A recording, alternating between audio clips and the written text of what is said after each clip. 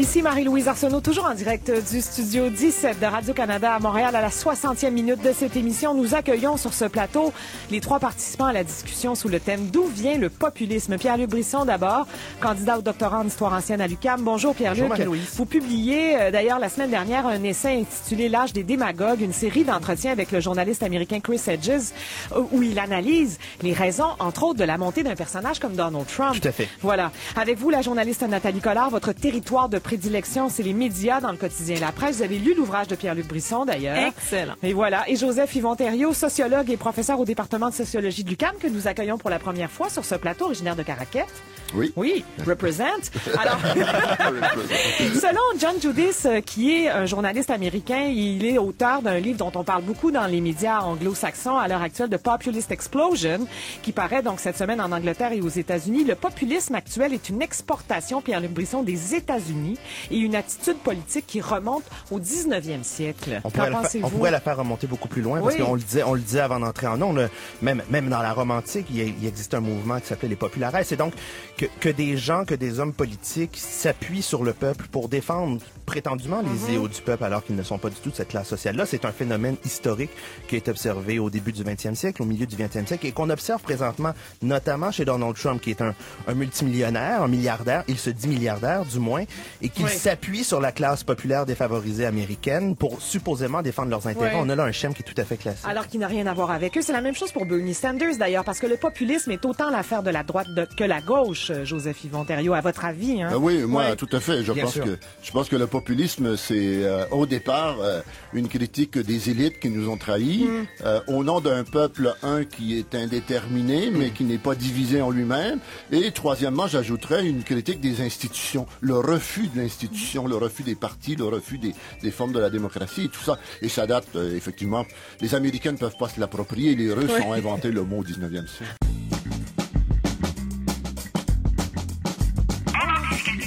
Le G20 a mis en garde vendredi dernier a émis une mise en garde vendredi dernier, contre la montée du populisme anti-mondialisation dans une référence à peine voilée au protectionnisme défendu par le candidat républicain à la Maison-Blanche, Donald Trump. La tendance, a-t-on dit, à un profond populisme anti-mondialisation a incité des politiciens à utiliser un certain discours dans leur campagne afin de tenter d'obtenir des voix, selon le ministre chinois des Finances, Liu Jiwei. Alors que lors de son discours à l'ONU, le 20 septembre dernier, Barack Obama a lui-même émis une mise en garde contre la montée en puissance du populisme, appelant à prendre en compte les frustrations dont il se nourrit et à ne pas succomber à un capitalisme sans âme, et que plusieurs ouvrages autour du populisme paraissent coup sur coup cet automne, dans The Populist Explosion du journaliste américain John Judis, dont il était question dans un long et excellent article du Guardian il y a quelques jours. Et qu'est-ce que le populisme de Yann Werner Müller, qui paraît en France cette semaine? Nous vous proposons la discussion sous le thème suivant. D'où vient le populisme, en compagnie de la journaliste Nathalie Collard, votre territoire de prédilection. Je le disais en ouverture de deuxième heure, et les médias dans le quotidien La Presse.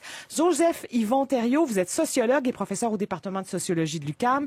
Et Pierre-Luc Brisson, candidat au doctorat en histoire ancienne à l'UQAM. Vous publiez vous-même un essai ce mois-ci intitulé L'âge des démagogues. C'est une série d'entretiens avec le journaliste américain Chris Hedges, où il analyse, entre autres, la montée en puissance d'un personnage comme Donald Trump. D'abord, qu'est-ce que c'est le populisme?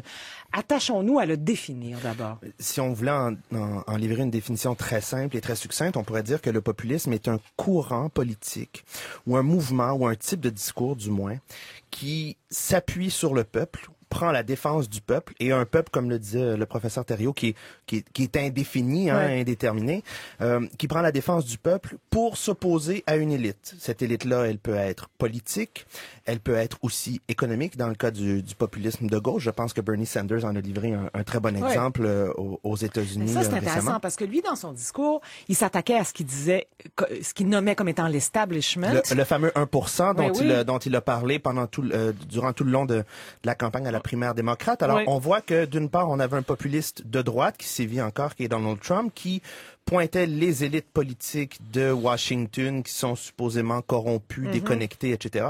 Alors que de l'autre côté, il y avait Bernie Sanders qui partageait sans doute dans une certaine mesure ce constat-là, mais qui lui pointait l'élite financière, ce qu'il appelait le 1%, qui était la cause notamment de la crise économique de 2008 et de l'explosion de la bulle spéculative. Il pointait aussi la collusion qu'il y avait entre les élites politiques et les élites. Bien sûr. Il y avait une critique aussi des élites de Washington. Oui. Et de l'establishment de parti. Il y avait une critique du Parti démocrate qui avait pas su tenir compte de ça, et donc il y a une critique j'ajouterais qu'il y a une critique de l'institution aussi. Je veux dire, les mouvements populistes, parce que ce qu'on décrit là, l'anti-establishment, le peuple, etc., c'est les éléments fondamentaux de la démocratie. Je veux dire, la démocratie, elle est fondée sur l'appel au peuple contre les pouvoirs minoritaires, et donc on peut pas définir le populisme uniquement comme ça. Le populisme, c'est quelque chose de plus que ça. C'est quelque chose qui est une radicalisation de la démocratie et qui dit que les institutions de la démocratie elles-mêmes ont failli à représenter le peuple réel, et que là, il y a un leader quelque part qui nous dit, moi, je vais vous représenter. Oui. C'est des mouvements par séquence, vous le disiez en ouverture de deuxième heure. Pierre-Luc Brisson, vous faites d'ailleurs remonter le populisme à Jules César, rien de moins. Oui, j'en donne un exemple caricatural, mais en effet. Mais c'est intéressant quand même de voir que c'est par séquence, souvent après des crises. Bon, les politiciens, donc, sont responsables du populisme. Nathalie Collard, les journalistes, certainement aussi. Ben, en fait, toutes les institutions qui détiennent un certain pouvoir, et moi, j'ajouterais à la définition qu'on faisait tout à l'heure, il faut qu'il y ait l'ingrédient de la colère aussi, ou de la frustration, en tout cas, parce que on peut bien surfer sur le peuple, mais il faut qu'il y ait une insatisfaction de sa part, une colère, l'impression qu'on se fait, qu'on est lésé, qu'on nous dit pas les vraies choses, puis c'est ça. Oui, on arrive après une crise majeure, crise économique, crise de la corruption, la fraude. Les gens ont complètement perdu confiance, que ce soit dans le secteur bancaire, dans leurs politiciens, dans leurs médias. Ils ont toujours l'impression qu'on leur cache des choses. Les théories du complot, on le vend dans les voiles parce que on n'a même plus confiance aux médecins, on n'a plus confiance, il y a de la collusion avec les pharmaceutiques. Je veux dire, tout le monde, il n'y a plus de confiance nulle part, et il y a des gens qui misent là-dessus et qui morcellent maintenant ce qui pourrait être un échange, une discussion, un débat, de l'information, mais là, elle est plus possible. On est à un point, moi, je crois, où c'est difficilement possible, et de la part des journalistes et de la part de plein d'autres institutions, parce que le bris de confiance, il faut rétablir la confiance avant de pouvoir rétablir un débat. Est-ce que vous croyez, comme Nathalie Collard, Joseph-Yvon Thériault, que c'est une crise de confiance qui crée la prolifération d'un certain populisme de la part des politiciens, certainement, de la part de certains journalistes bien en vue aussi? Oui, mais je pense que il peut pas avoir de populisme sans qu'il y ait un mouvement populiste. C'est pas qu'il y a des démagogues, il y en a toujours. Lorsqu'il y a réceptivité, il faut que le peuple, à un moment donné, ou qu'une partie importante du peuple reçoit ça.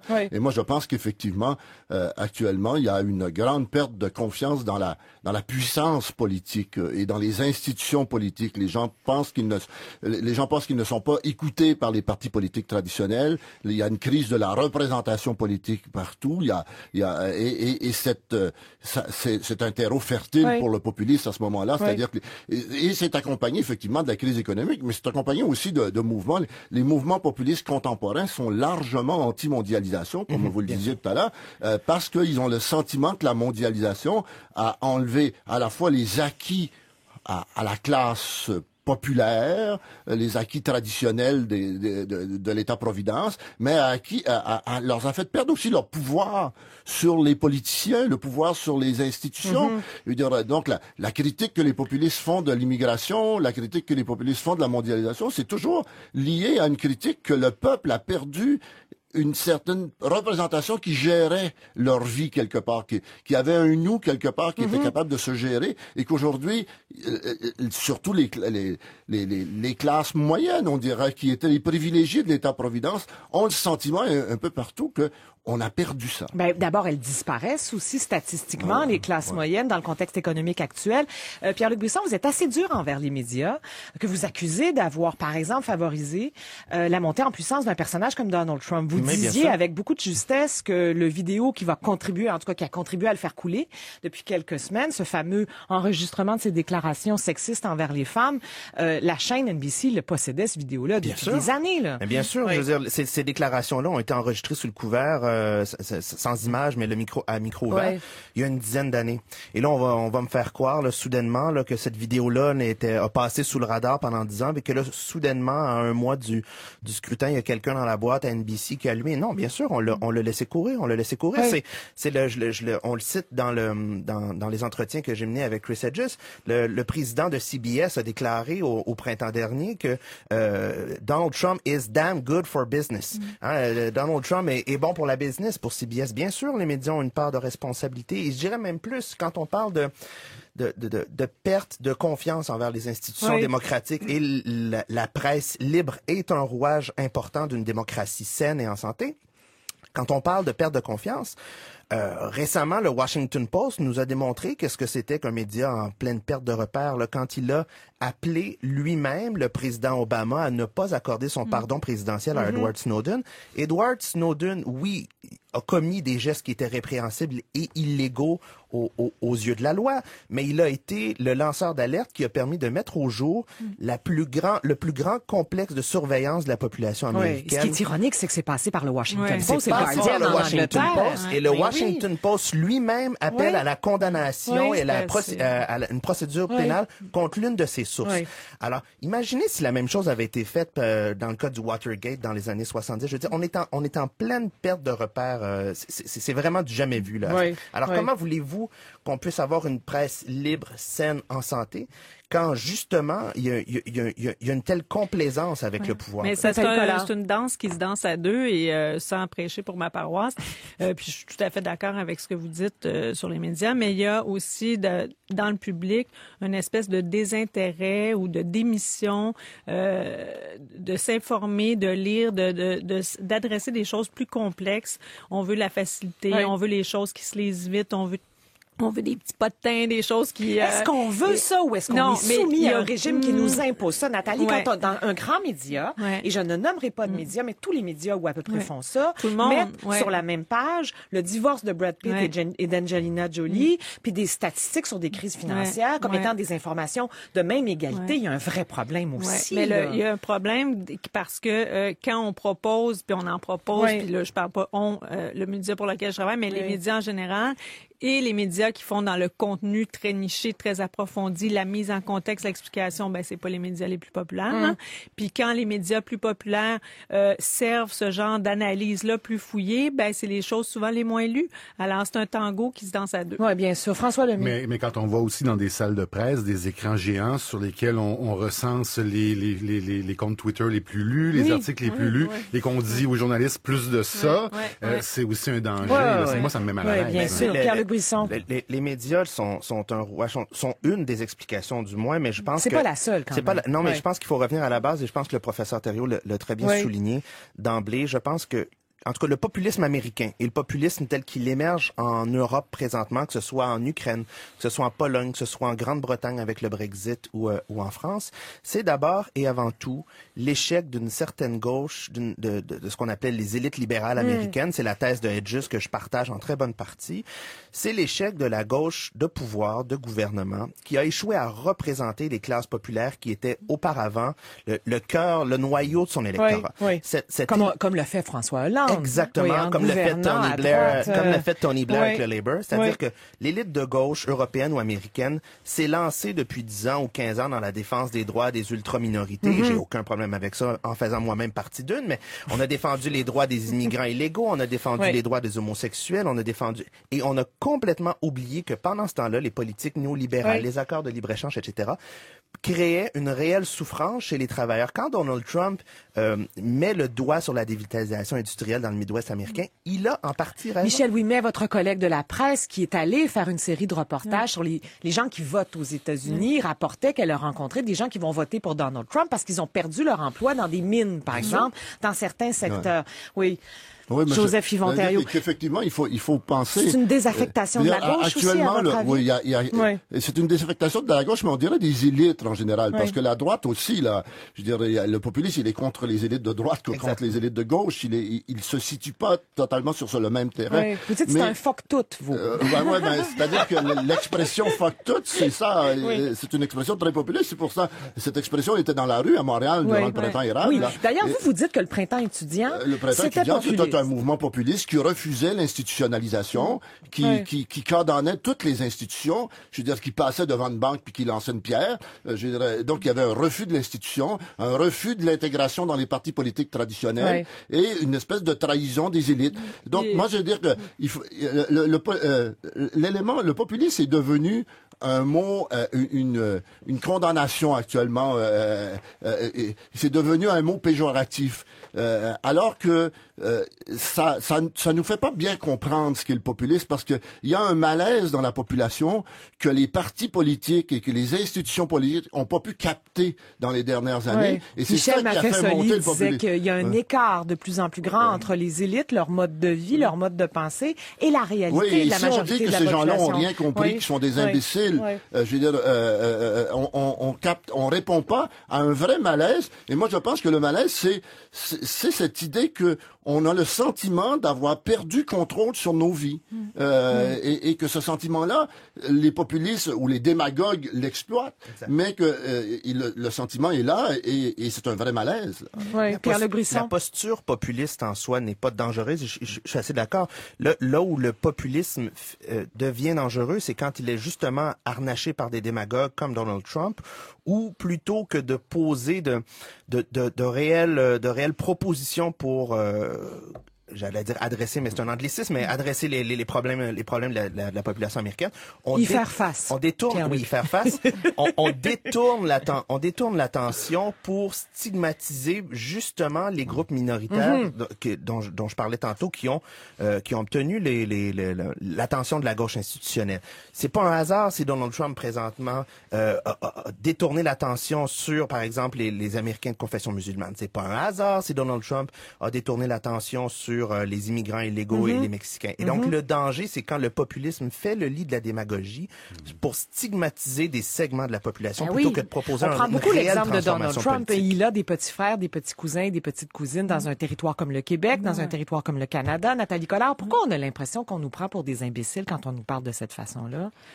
Ben, c'est parce qu'on mise beaucoup. Il y en a chez qui ça résonne quand ils entendent ces messages-là. Puis je pense que, comme on disait, la colère de l'homme blanc en colère, là, c'était déjà au cinéma dans les années 80. Suzanne Falloudi en parlait dans un livre les années 90.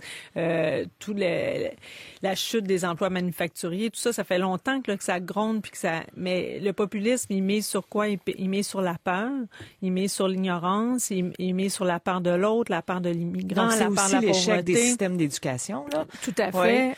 L'échec d'un certain filet social aussi. Puis c'est le refus de la diversité, c'est le refus de la nuance, de la complexité. On vit dans une société sacrément compliquée et où on peut pas, c'est pas vrai qu'en 350 mots, on peut régler le sort du monde là, dans une colonne. Alors, ça demande un effort. Encore une fois, je reviens au mot effort. Oui, qu'on veut plus faire non plus. Ou moins qui est difficile à faire, qui est souffrant, puis qu'il faudrait faire pour justement s'éloigner de ces espèces de généralisations qui font mal à tout le monde finalement. Est-ce qu'on est dans une époque chouette et heureuse? Et non, pas du tout. On est dans une époque difficile ces temps-ci où il n'y a plus d'échanges entre les groupes, entre les sous-groupes, entre les classes sociales, tout ça. Alors, où les gens sont de plus en plus convaincus d'avoir raison aussi tout le monde a raison, leur propre et territoire. on peut pas présenter un point de vue contraire parce que c'est certain qu'on a un plan caché où on fait nous-mêmes partie de la théorie du complot. D'ailleurs, le troisième débat qui aura lieu ce soir sera encore certainement, je pense qu'on peut le prévoir, un autre exemple de cette fameuse polarisation parce que les deux candidats, là, Clinton et Trump, ils se parlent pas là. Non, il n'y a pas d'échange. Là, on est vraiment vraiment dans l'exemple aussi de Trump qui fait appel aux populistes, qui refuse d'ailleurs le parti républicain même, qui n'est pas un vrai conservateur. Qui refuse le principe même des élections telles qu'elles vont se tenir, là. Et Hillary Clinton qui est la représentante de ce qu'on appelle l'establishment classique de Washington. Ouais. Non, mais moi, je voudrais ramener cette idée qu'on sera probablement dans une époque où le populisme reviendra de plus en plus parce que on est dans une époque d'hyper-individualité et une époque individualiste, c'est une époque qui a tendance à dire je me connais moi-même et je refuse les institutions d'une certaine façon et le populisme est agrémenté. Donc il faudra que nos institutions politiques, que nos partis politiques trouvent une façon d'appréhender ce sentiment-là parce que on peut pas juste le rejeter. Oui. Et on peut pas dire ils ont tort. C'est le très grand danger qui nous guette là. Oui, parce qu'on joue sur la perte. Le populisme joue beaucoup sur la perte des privilèges, la perte des pouvoirs, la perte d'une sécurité financière et territoriale qu'on avait avant puis qu'on n'a plus parce que les méchants immigrants nous envahissent. Mais on joue beaucoup sur la perte. Oui. Puis là, il y a le collectif qui est où là-dedans? C'est moi j'ai perdu, moi j'ai plus mon travail, moi j'ai plus ma maison et on mise là-dessus. Et c'est la démocratie même, Pierre-Luc Brisson, qui est en train de s'éroder aussi. Oui, et quand on le voit avec les sommes astronomiques qui sont investies par l'entreprise privée dans le processus électoral américain. Mais je pense que le très grand danger qui nous guette maintenant, c'est que puisque Donald Trump, visiblement, en tout cas, il y a de fortes chances qu'il ne remporte pas la Maison-Blanche, espérons-le. Le danger qui nous guette, c'est que les élites politiques et les élites libérales américaines, à la victoire d'Hillary Clinton le 8 novembre, disent « Ça y est, le dossier est clos, on a réglé la situation, Donald Trump n'est pas rentré à la Maison-Blanche », alors que les problèmes, il y aura quand même 40 millions d'Américains qui vont avoir voté pour Donald Trump, presque 40% de l'électorat. Les problèmes qu'il aura mis en lumière, eux, vont continuer de perdurer dans le temps, et c'est là que va se poser les vrais enjeux, les vrais défis, parce qu'on ne sera pas à l'abri ensuite de la montée d'un autre démagogue dans 4 ans. Bien sûr. Alors, l'âge des démagogues, votre série d'entretiens avec Chris Hedges, Pierre-Luc Brisson est publiée chez Luxe Éditeur. On va évidemment placer les références des principaux ouvrages dont le thème est le populisme et qui paraissent coup sur coup cet automne en anglais et en français sur notre site web. Nathalie Collard, Pierre-Luc Brisson et Joseph Yvon Thériault, merci beaucoup.